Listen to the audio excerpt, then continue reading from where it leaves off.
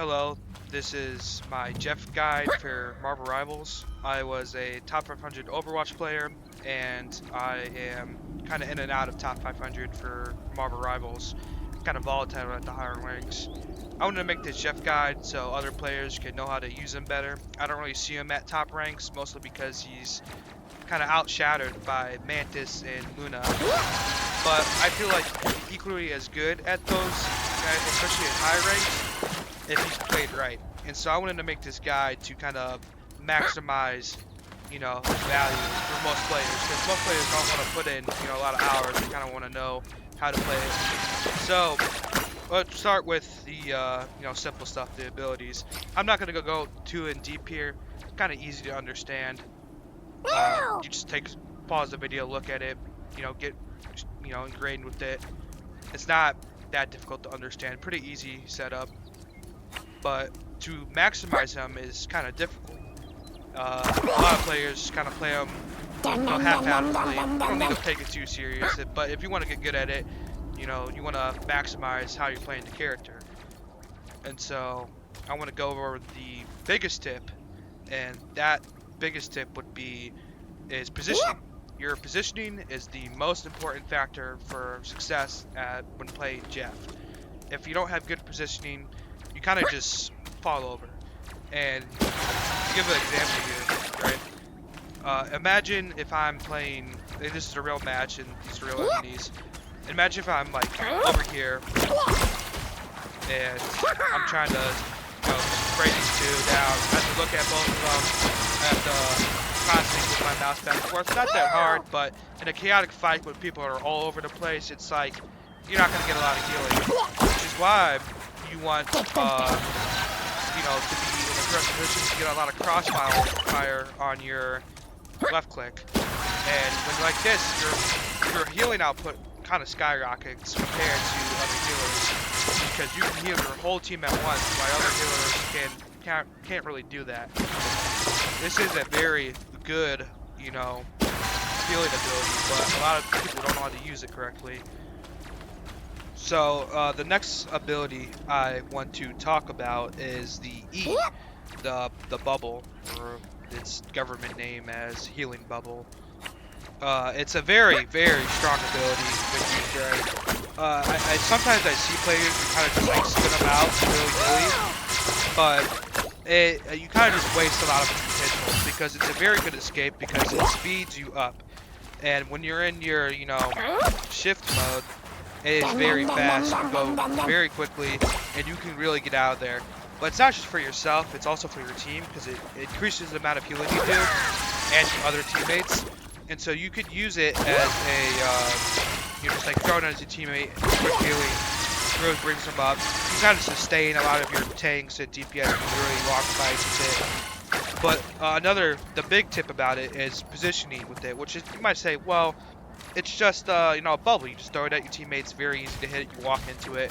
But not as much as, like, throwing it into your team, but where you put it before fights can really help. So let's say, once again, an actual fight here, and you want to help your teammates, out.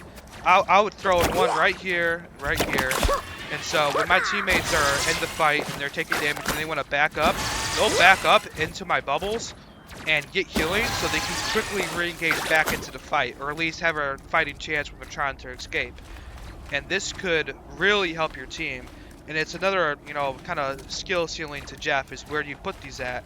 There's a lot of places you can put them. I like to put them in chokes, doorways, places where people are going to be backing up in. I also like to, wherever I'm at, let's say I'm right here, healing my teammates, getting good positioning, getting a lot of crossfire going. I can, just hit my shift back up and immediately get the speed boost.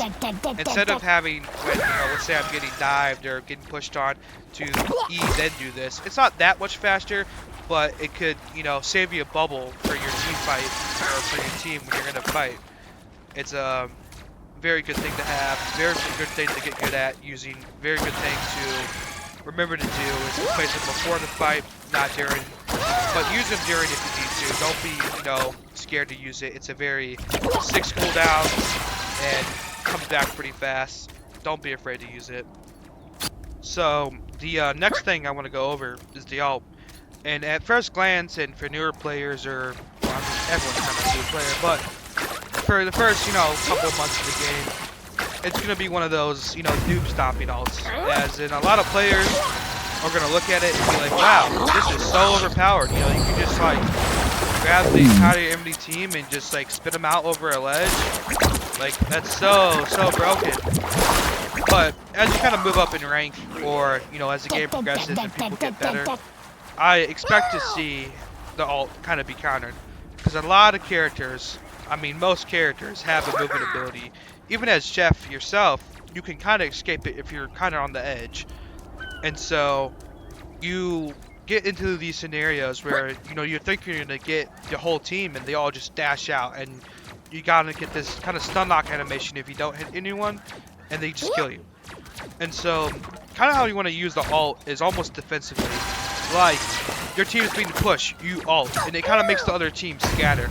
And if you pick up a lucky straggler or two and just kind of toss them back into your team or over a ledge, that's good. But in higher ranks and as the game progresses, I want to try to use the ult as offensively as possible. You're most likely going to get yourself killed.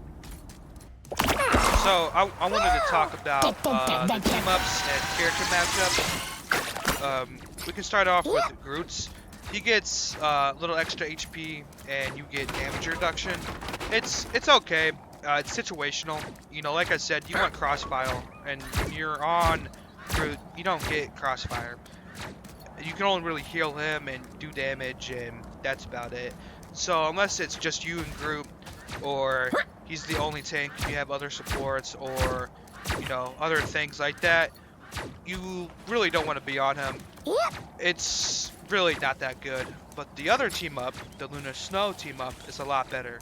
You get the Frozen Spitball, which kind of does this AoE effect, ice damage with your snowball. Very good. Very good. You kind of spam down chokes in tight areas and do a lot of damage. Kind of put pressure on their team. It lasts, about 8 seconds or so, and it's good for, good spam. And if you're gonna duel a DPS, which I wouldn't recommend all the time, especially certain DPS when you get to the matchup section, but just for general damage. But if you do have to duel a DPS, yeah, you want to wind, because a little wind up time, you want to do it before you go into duel, and you can kind of duel them a lot better, but it's not always what you want to do. But for spamming down chokes and kind of pressuring people, it's very good, especially on a 30-second cooldown. It's really good. So I want to talk about the character matchups now. Your biggest bane is going to be Hawkeye. He can one-shot you. He kind of destroys you. You have a very big head hitbox, and he'll hit you from far away. Very easy to hit. Heads up, you back close, guys. you don't want to duel him. You don't want to get near him. And against a Hawkeye down long range, you want to be playing corners so you can't be hit, because if he can see you, especially in higher ranks, you will be killed by him. And so once again, being in kind of a corner around corners and having crossfire on your team, you can kind of start to understand your positioning, and that kind of goes for most DPS you're going up against. Widow, how Bucky, you don't want to be like, especially hit scan, you don't want to be in their face because they'll just hit crit after crit. You're more better into DPS like Spider-Man, Squirrel Girl, Moon Knight. Of course, you don't want to take duels with these people if you don't have to, but most other DPS you can duel if you're more confident with it. For tanks, I mean, they're tanks, right? You're not really supposed to be shooting them as a strategist, but you really don't have any bad matchups.